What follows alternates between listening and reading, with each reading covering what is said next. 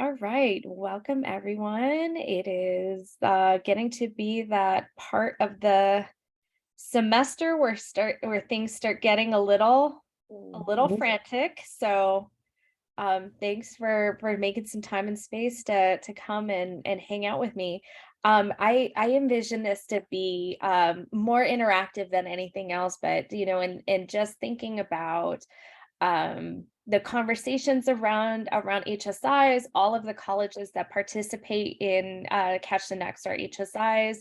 I believe everyone has at some point been awarded a Title V grant for being an HSI. The work that they do with Ascender and with Catch the Next may be funded under a Title V grant. And so just wanted to have a conversation about this idea of servingness and what that actually means for us. And please feel free if you have questions to put them in the chat or to interrupt. Like I would like this to be a conversation. So title is So what is servingness anyway? Um, in case folks don't know, I do think that HSIs actually have a really interesting history to them.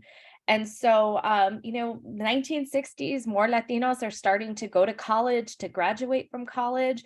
And by the 70s, they're getting into positions of power. And specifically by the late 1970s, not only are they becoming faculty at institutions, but they're also being elected to public office. And so Patrick Valdez has actually written this really interesting book chapter that came out in 2015, where he talks about the origins of HSIs, of like the advocacy that led to the creation of HSIs. And he talks about these group of Latinx congressmen um, who started trying to push toward a higher education agenda at the federal level that was more receptive to supporting Latinx students, the institutions that disproportionately enroll the vast majority of Latinx students. Um, so the roots of this came about 15 years before they were actually created. Um, in the 1980s, the formation of the Hispanic Association of Colleges and Universities, or HACU, which is the nonprofit advocacy group that is based in San Antonio and has offices in Washington, D.C. That was really founded out of a group of Latinx college and university presidents and leaders who were trying to advocate on behalf of universities and colleges that were disproportionately enrolling a lot of Latinx students. And they were the ones that really started pushing for that and ultimately pushed for the legislation that eventually came in 1992. So when the Higher Education Act was reauthorized in 1992, that actually created the federal designation of what we know as HSIs.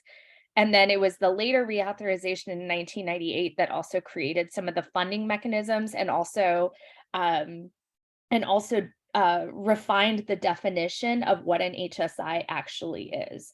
And so, just succinctly, an HSI is a not-for-profit 2-year or 4-year institution of higher education that has an undergraduate student body that is at least 25% Latinx. And I keep saying Latinx or on the slides I have Latina, Latino, Latinx.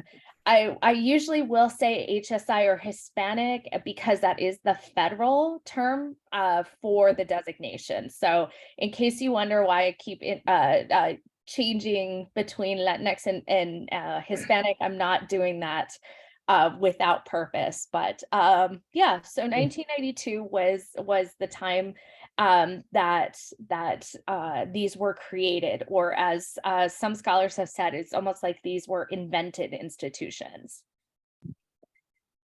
In case you're unfamiliar with some of the advocacy groups who have really pushed for HSIs to be created, and then also for them to really be uplifted and to put forward a lot of professional development and lobbying, tracking of HSIs and things like that. I already mentioned Haku. Haku actually has some interesting programs where they've actually even looked at creating HSIs at the K-12 level. They are a very, very robust organization. Like I mentioned, they're based out of San Antonio. I do believe that Palo Alto and San Antonio College were founding members of Haku, if I'm not mistaken, which is pretty Mm. interesting. Excelencia in Education, which is an education policy think tank that is based in Washington, D.C. These are the two folks in particular, Sarita Brown and Deborah Santiago, are two women who have really, really pushed forward the conversation about HSI and have produced some of the best data in terms of tracking HSIs. And essentially, they are creating the master list of HSIs every single year that gets updated. So I believe as of the most recent year, which was 2021 and to 2022 school year, there were about 571. Um, what's so interesting about their data, which you can download their reports, their stuff is publicly available. I cite it all the time in my research because it is really the best data. Um, the thing that is interesting to note is I think when they first started their advocacy work about 20 years ago, there was only about, I want to say about 250 HSIs in the United States. Now that is pushing upwards of 600. So in the past 20 years, the number of HSIs has really exploded. And they also track emerging HSIs, which are the institutions that have 15 to 24.9% Latinx student bodies and seem to be showing upward tracking toward becoming HSI status. Um, yeah, their data and their list and everything like that is really incredible. They were the ones who noted that the only time in that 20 years, since they've been tracking 20 to 25 years, I'm not sure exactly when they uh, excuse me, when they started, but the only year that the number of HSIs went down was in 2021, which was a result of shrinking Latinx enrollments nationwide, and meant that some of those HSIs that might have exactly 25% or not too far above it, their enrollment shrunk enough that they were taken off the list. But it is possible to be taken off the list, and then they have to reapply once they hit that enrollment again. Um, the Alliance of Hispanic-Serving Research Universities is a relatively new one. And then the Alliance for Hispanic-Serving Institution Educators, I think that if you want a space for being able to go to a conference and to share best practices and things like that, that OSCE is a conference that I haven't been to, but I've heard it's amazing. So Mm. if you were ever looking for professional development dollars and things like that, Haku has a conference that CTN will be doing a webinar for in Mhm. the coming months. Excelencia has their Accelerating Latino Student Success workshops, usually in September or October, and then OSCE is usually in the spring. So like I said, if you have PD dollars and maybe want to put forward some sort of proposal to your leadership, that might be a great one. So I did mention that the main indicator is enrollment for HSI status, and colleges and universities do actually have to go through an application process, like a formal application process through the US Department of Education in order to officially receive that designation. And as far as why do it, I mean, for some HSIs, this designation may formalize what their longstanding commitment is. I do think of a place like South Texas College that is almost 90%, or excuse me, I think it's more than 90% Latinx. Mhm. And so that is serving Latinx students is what they do. That is who the overwhelming majority of their students are. And so formalizing that might be a no brainer, but uh, as more and more institutions actually outside of the U.S. Southwest, outside of where the main population pockets of Latinos are, so California, Arizona, New Mexico, Texas, but then Florida, Puerto Rico, New York. Um, for example, there's an emerging HSI in Iowa, which is, not a place that we think of when we think of Latinos. It's like, why do they chase this money? Or why do they chase this designation? And the cynical answer is because it opens up eligibility for funds. And this can be millions of dollars of federal funding. And so, something that I try to say to folks is that HSIs have historically been under resourced institutions. In the case of community colleges, we know that we are under resourced at the community college level, that there is a nationwide downward trend of investment in higher education and in community colleges in particular, with things like declining enrollment, declining tax bases, and things like that. And so being able to look at these federal funds and apply for them in hopes that they can augment budgets is a real thing. So when I say cynically, it is about the money. Like it's not about the money, but it kind of is about the money, right? And we know that in community colleges. And just some examples of this. There are two different programs under Title V. There's the Promoting Post-Baccalaureate Opportunities for Hispanic Americans. That's one that community colleges are actually, they're not eligible to apply for because it's mostly for graduate education, or it's entirely for graduate education.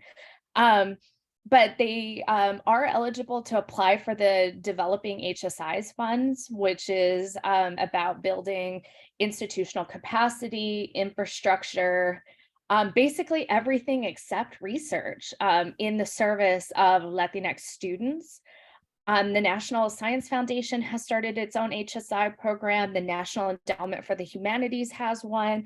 USDA and Housing and Urban Development all have their own pockets specifically for Hispanic-serving institutions. And the Title V funds, like the Developing HSI funds, can be anywhere from like $3 to $5 million.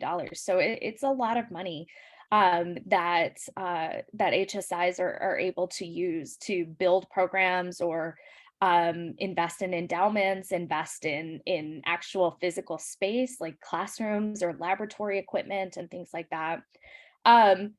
Another thing is that oftentimes, in order to qualify for like Title V funds, for instance, institutions also have to qualify for Title III funds, where Title III, which means that at least 50% of their Latinx students are also low income.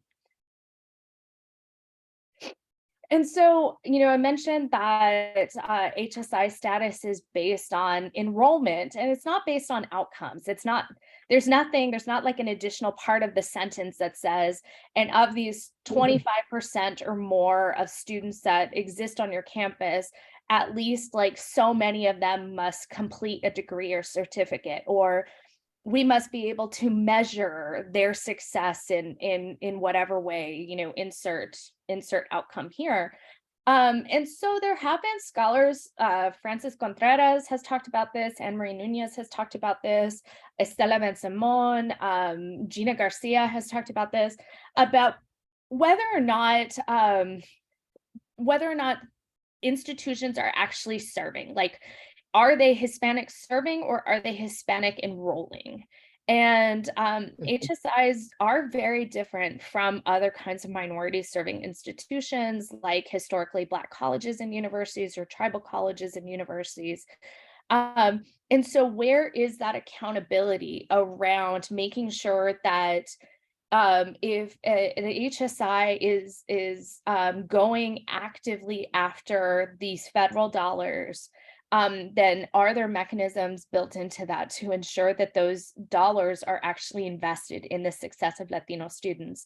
I can share it with you. It is open access, so it should be something that you can find on Google Scholar, but there is a fantastic article that has been written by Stephanie Aguilar Smith, who's a scholar at the University of North Texas, that talks about the ways that HSIs have strategically gone after Title V grants. And if you are working with Title V programs, I strongly recommend that you read her work. It is just fantastic.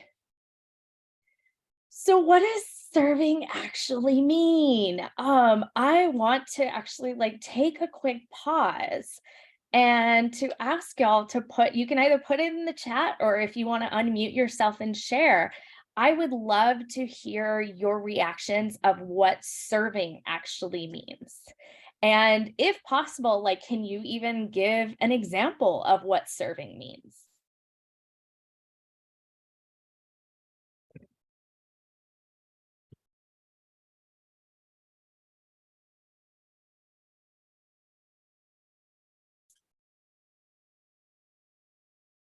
And I will give a quick example. I'm here in Chicago while everybody's thinking about theirs. I'm here in Chicago.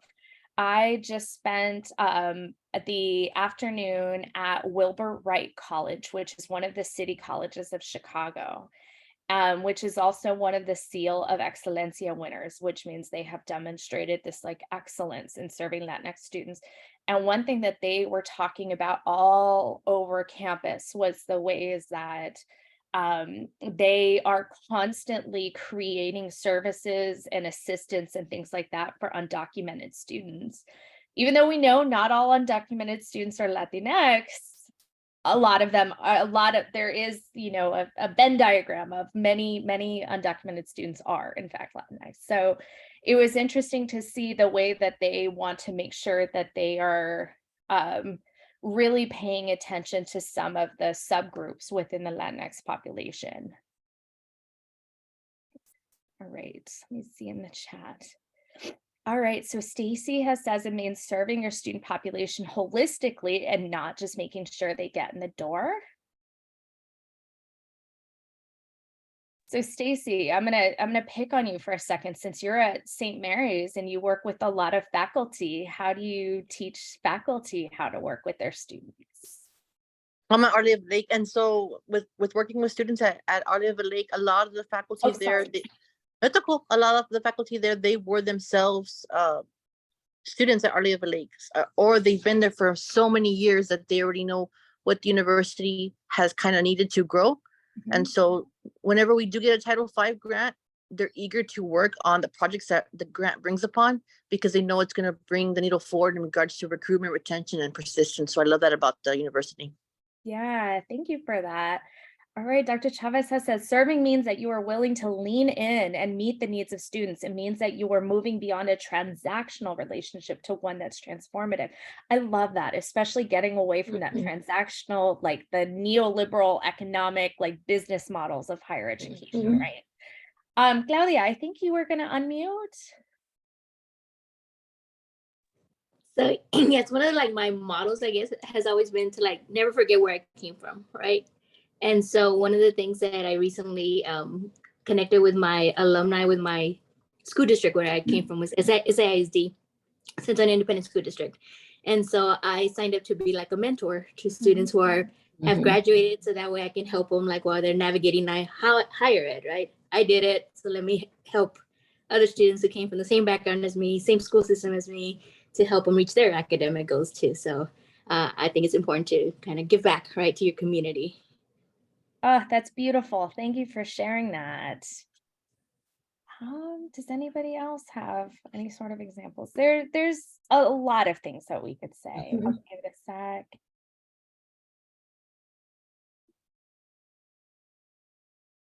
Okay. So there are a lot of scholars who have taken up the idea of servingness, or in just trying to get at what this means. And I'm gonna put a chapter that I wrote, or an article that I recently wrote that came out a few months ago, that is on Hispanic serving community colleges, and just trying to unpack what this idea means. But you know, for anyone who is interested in HSIs, if you haven't found the work of Gina Garcia, I strongly recommend that you do. She wrote a beautiful book in 2019 called Becoming HSIs. She just released a second book, or sorry, she has edited a volume on transformative HSI practices, and then she just came out with a third book, and this one is another sole authored one. And so she is wonderfully critical, but also very loving to HSIs. Anne Marie Nunez has brought this up. I just put in the chat a piece that I've written that looks at community colleges. Unfortunately, the literature is disproportionately about four-year institutions, which I wish that there was more community college work. So um, this is a big picture, and I realize it's a big picture, so I'm going to talk you through it. In 2019, Gina Garcia, Anne Marie Nunez, and Vanessa Sansone did this wonderful synthesis of like 60 articles that in some way were focused on HSIs and like we're trying to get at a concept of servingness, and like using the literature base, they were trying to come up with this model of what servingness actually means. And so the external influences, I mean, I think we all kind of realize that these are like the big forces that influence our work. What's going on at the federal level? I mean, certainly over the last couple of years, legislation about free community college, for instance, has been something that has been, something that a lot of us have paid a lot of attention to. State legislation, the Texas legislature is in session right now, and so folks are waiting to figure out what new policies or laws might be coming into effect. Local legislature, seeing what the board, local governing board or college governing board does. Advocacy groups, community leaders, alumni. I think that's something that they are very these authors are also talking about, is the ways that they make the case that we are all um, uh, existing in a world that has white supremacy like baked into its structures. And they take a very critical perspective on that to look at the ways that many institutions were predominantly white institutions that have become HSIs, for instance. So they have these things around structures of serving, and what's interesting, and I think what is unique to community colleges that I wish was talked about more, that I'm trying to further the conversation on, is community colleges have such a diverse mission. And when I say diverse mission, I mean you have adult and community education, developmental education, ESL, career and technical education, workforce development, in addition to transfer to a four-year institution and providing like that liberal arts education mission. Community colleges are often balancing so many different things. They may have more non-credit students than actual for-credit students. And so what does that mean? And if community colleges are meant to be open access institutions that serve everyone, or 99.99% of the people who come through their doors, what does that mean if if they're like maybe 25% Latinx, but they have Hispanic serving in their mission? Is that something that is seen as exclusionary in any way, or does it add one more thing? And when you have that many missions, can anybody do any one thing well? Or something like that. So I just think that this balance of multiple missions is something that is very nuanced when we're talking about community colleges. I don't want to necessarily go through all of these line by line, but I do think, the point about HSI grants, they have some statements about how those are used. And again, like, are we making sure that we are directing funds to the students that they were intended for, and not just using them to help the broader campus community? I think one thing that is so important that we don't necessarily talk enough about in higher ed is the engagement, the community engagement piece, and then the compositional diversity. I think that a big reason why we have programs like Catch the Next, or and Ascender is to make sure that we're providing quality education to students, that we're connecting them to their communities and showing the ways that they can use their education so that they either work toward the betterment of their communities or they decide to stay in higher education and work within the higher education system for the next generation of students. So I think, Claudia, like much to your point about like going back to your school district, engaging with your community, and then trying to serve as that person who is saying like, hey, it's this way, come here, you know, let me show you how to make the jump, and everything like that is so important. There are the outcomes, the academic outcomes that we are that really guide the work that we do. We want to make sure that students are succeeding, that they're transferring, that they are completing their courses, they're completing their certificates or their degrees.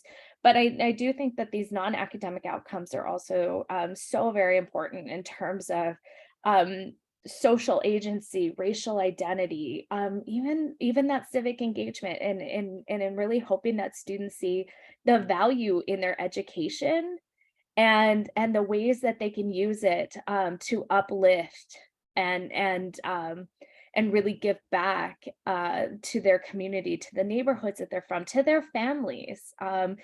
That term community can really be used very, very widely. So something that I want to make sure that it's said is, I mean, you know, the more that I sit with this, the more that I really see the ways that the Ascender really becomes an expression of servingness and in the work that we do every single day.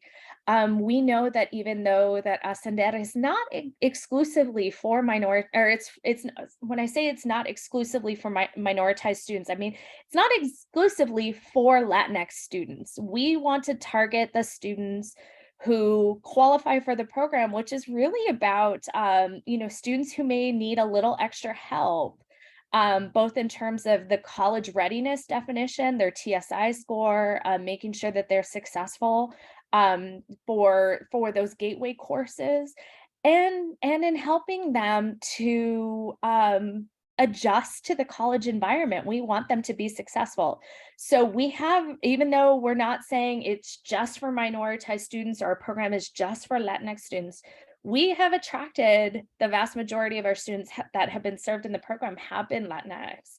And so, you know, I think that the things that we really center on are in providing those validating experiences to students, which is, I'll just go back. If you look at validating experiences in the bottom left-hand corner, that's one of the whole things. We try to have really, really good interactions, not just with same like race and ethnicity. I think we try to make sure that people, whether that be students, faculty, and staff, that everyone who is involved with the program are having positive interactions with each other. We have excellent faculty who are not Latinx, but who are committed to the education of Latinx students, which is something that I don't want to lose in showing this model and making any sort of assumptions that in order to serve, you have to be Latinx yourself. You do not. I think that, you know, our program has encouraged the use of Spanish and in all the beautiful ways that we can reflect our students' identities. You know, we encourage saying, like, rather than get into your small groups, we encourage saying, get into your familias, cultivating that sense of familia. We talk about cariño all the time. The theoretical basis of this program is really based on these frameworks that are meant at uplifting Latinx communities and in really understanding the beauty and the strength and the cultural capital that exists within them. Encouraging cultural competence. And I would say that we don't necessarily assume that just because you're Latinx yourself that you're culturally competent. I think we are all constantly trying to push ourselves to be more culturally competent, to be more respectful and honoring students identities, regardless of what that is, and then making sure that we are constantly encouraging mentoring and support, whether that be from faculty members, from other students, from advisors, whoever. As far as the academic outcomes, I mean, we explicitly talk to students about transfer, about graduation. We take them, you know, we encourage the colleges to take them to visits to the four-year campuses. We talk very explicitly, especially through the learning frameworks class, to think about goal setting and about growth mindsets and things like that, to really understand the power of the bachelor's degree, and to encourage students to think about what their next step is, and to make sure that they know that it is achievable. And as far as the non-academic outcomes, if you were at the spring seminar, Dr. Reynolds from South Texas College gave a wonderful presentation about building civic engagement. We have had some colleges that have done some beautiful service learning projects with their students. We encourage the club, the SNDED club, that we hope will boost students' engagement with the campus community, which we know is like a very documented high impact practice, as well as building the leadership capacity. I think something that we always talk about amongst ourselves is that, you know, when we first met, Juan Iga as a Palo Alto student, he talks about how, like, public speaking wise, he was very shy, very unsure of himself, and that through his engagement with Ascender at Palo Alto, that he really just blossomed. And if you know Juan now, you could never imagine that he was such a shy college student. So I think that what I see, or what I want to sort of throw out the challenge to us as an organization, is to think about how we, through the work that we're doing with Ascender, is enabling us to think about how we can maybe strengthen servingness, or develop a more authentic sense of servingness on our campus, and how do we build that into the work that we do that may not be just Ascender classes, maybe working with those students or whatever, but how do you take those practices and you know, grow them out or grow them up, and then how do we promote it to our colleagues? You know, when I talk to college leaders or college faculty, there's absolutely a commitment there, but then how do we enact that? So here's another part where I would love to just pause and have a conversation, and to see if you have any ideas.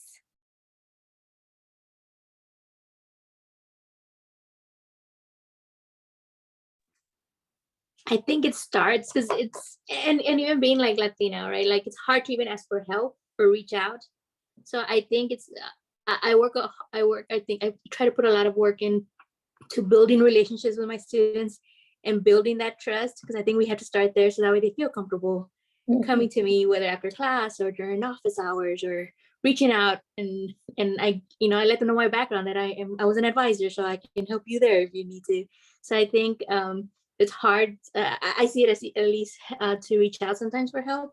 And so I think it's building those relationships so that way they feel like they can trust us and they can come and be part of a community that we're trying to establish at the college. Yes, absolutely. Thank you. I was going to say, for our leadership fellows training, one of the things that we do focus on is being a servant leader.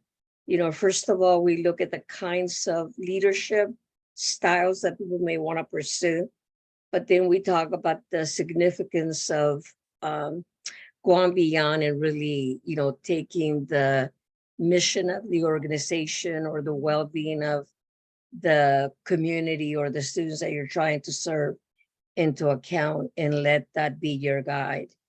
You know, we think it's the only way to go. You know, it's you want a combination of everything. Of course, you need to be transactional to a large extent because you want to be accountable. You want to be transformative because you want to have long-lasting impact on the lives of your students or the people you work with. But at the same time, you want to keep a mindset that you are there to serve, and that it's not that, you know, I don't know, people sometimes have different intentions as to why they do things. I think it's a matter of just being authentic and true to yourself, and to, really consider your motives. And is it because you really care, or is it because you're getting paid to do it, kind of thing, When you're just getting paid to do it, usually the students can tell, when it's not real, when it's not coming, from the heart. So, yeah, I think it's trying to find a balance among it. Mhm. Okay, sorry. I think something weird. I think we are getting Zoom bombed. So if anybody else got that, but sorry, I got distracted. Thank you, Maria. That was, I don't know if anybody else caught that. That was not Yeah, Stacy. I think it was Stacy that came on and off and switched. Okay. That was a little Emails, I believe. I just removed someone that was definitely not Stacy from the thing. Oh, Sorry. okay. Sorry about that. That was weird. And that looked like it was going somewhere weird. Yeah, no, I didn't see Okay. it. Okay. Awesome. I think that overall, Claudia, I completely appreciate that the point that you made about it can be really hard to ask for help. I think also there's just a certain thing of like, you don't know what you don't know, and that some of the things that I think are coming out about HSIs, and it's just about practices. And I think moving from how Dr. Chavez put it, that I think was really great, from that transactional to that transformative sorts of relationships.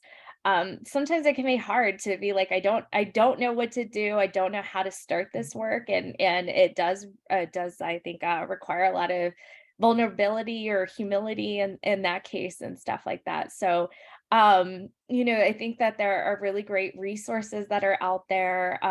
If you are on a campus that is really trying to be more intentional. I know San Antonio College is the Seal of Excellencia winner.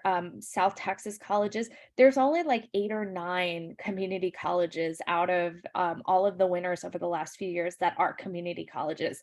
So I do think it's really special that 2 of those are within the Cashinex familia. And so I think it is interesting to start thinking about how we enact that at the individual level in working with our students, and then how we hope that just sort of percolates up in the service of our students, and in hoping that the sort of best practices. I mean, I think that the things that are on that figure, and I can I can certainly go back to that figure. It includes these cultural validations, mentoring and support groups, building these academic and non-academic outcomes.